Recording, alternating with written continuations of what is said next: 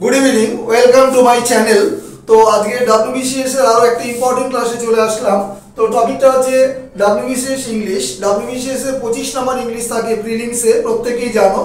तो प्रिवियास क्लासे आमी तोमार मार्क्स डिस्ट्रिबिউশনটা করে দিয়েছিলাম যে কোন কোন টপিকের উপর কত কত মার্কস থাকতে পারে, একটু এদিক ওদিক হতেই পারে। তো চলো আপকামিং WBCS এক্সামের দিকে তাকিয়ে আজকের ক্লাসটা আমি দিচ্ছি। তো ক্লাসটা শুরু করার আগে অবশ্যই আমি স্ক্রিনশটের জন্য কয়েক সেকেন্ড সময় দিচ্ছি।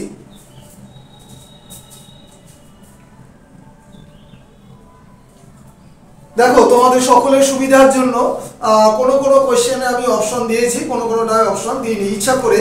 তো দেখো মুখস্থ পাঠগুলো তো অপশন আমি দিইনি। কি বলেছে?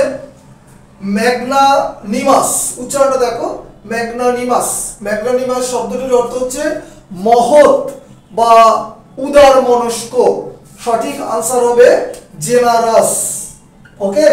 Number 2, I was impressed by his dash.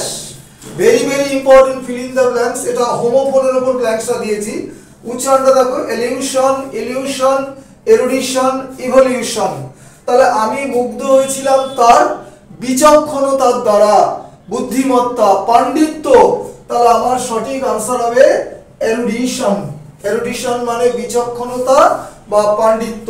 প্রথমটার বাংলা মানে মোহ, দ্বিতীয়টার বাংলা মানে মন্তব্য, টিকা, টিপ্পনী, আর চতুর্থটা ইভলিউশন, বিবর্তন। জানো? তাহলে আমাদের সঠিক আনসার হবে এরুডিশন, পাণ্ডিত্য বা বুদ্ধিমত্তা বা বিচক্ষণতা। Next, indolent. আরেকটা মুখস্থ পাঠ দেখো। ইন্ডোলেন্টের সিনোনিম কি হবে? ইন্ডোলেন্ট মানেটা হচ্ছে অলস। তাহলে তার আনসার আসবে লেজি। Next, gregarious. এটা আরেকটা সিনোনিম দিয়েছি, যার বাংলা মানেটা হচ্ছে মিশুকে, খোলামেলা স্বভাবের মানুষ। সঠিক আনসার আসবে সোশিয়েবল। তাহলে আমি এখানে তিনটে সিনোনিম দিয়েছি। প্রথমটা ম্যাগনানিমাস, তারপরটা ইন্ডোলেন্ট, তারপরটা গ্রেগারিয়াস। প্রত্যেকে মুখস্থ পাঠগুলো নোট ডাউন করে নেবে, অপশনটুকে সময় নষ্ট করবে না। যখন দরকার MCQ আকারে অবশ্যই দেওয়া হবে। নেক্সট দেখো 5 নাম্বার, ভেরি ভেরি ইম্পর্টেন্ট একটা শূন্যস্থান। Don't loiter dash the street. রাস্তা দিয়ে এদিক ওদিক হেঁটে বেরিয়েও না, এদিক ওদিক ঘুরে বেরিয়েও না।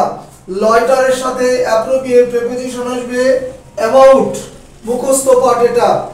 নেক্সট, এবার পরপর দুটো মুখস্থ পাঠ, অপশন দিয়ে সময় নষ্ট করছি না। দেখো, আর ড্যাশ অফ ট্রিস।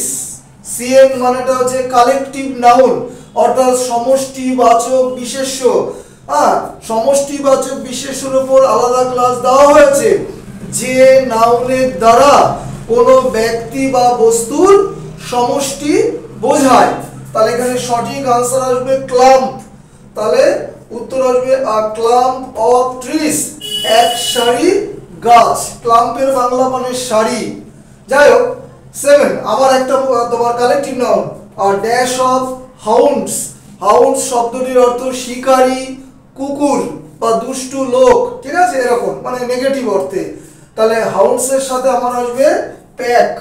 প্রত্যেকেই জানো উলফের সাথেও প্যাক আসে, কার্ডের সাথেও প্যাক আসে, CARD কার্ড।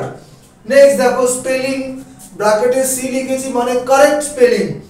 দেখো এটা আমি ইচ্ছা করেই তোমাদের 4টে শব্দ লিখেছি আই কন্টাক্ট হওয়ার জন্য। কিন্তু রেজিস্টার মূল শব্দটা, তো রেজিস্টারের সঠিক স্পেলিংটা হচ্ছে REGISTER। এইটা হচ্ছে আমার সঠিক বানান, বাদ বাকিগুলো ভুল। তোমাদের কনফিউশনে ফেলার জন্য দিয়েছি আমি এটা। Next 9, very very important, fill in the blanks. He forgot, সে ভুলে গিয়েছিল ড্যাশ সাইন হিজ লেটার, তার চিঠিটিতে স্বাক্ষর করতে। তাহলে এখানে দেখো লজিকটা হচ্ছে, ফার্স্ট ভার্ব হচ্ছে ফরগেট বা ফরগট, সেকেন্ড ভার্ব অবশ্যই ইনফিনিটিভ হবে। ইনফিনিটিভ মানে 2 + V1, ইন্ডিভিজুয়াল ক্লাস তোমার ইনফিনিটিভ বোঝানো আছে, দেখবে। তাহলে এখানে 2 + V1 যদি আর সাইন মানে স্বাক্ষর করা, তাহলে সঠিক আমার আনসার আসবে 2। তাহলে টু সাইন হিজ লেটার। আরেকটা ইম্পর্টেন্ট শূন্যস্থান, can I check date dash your diary. ডায়েরিতে হয়তো ডেট বা তারিখটা লেখাই ছিল, আমি কি তারিখটা চেক করতে পারি?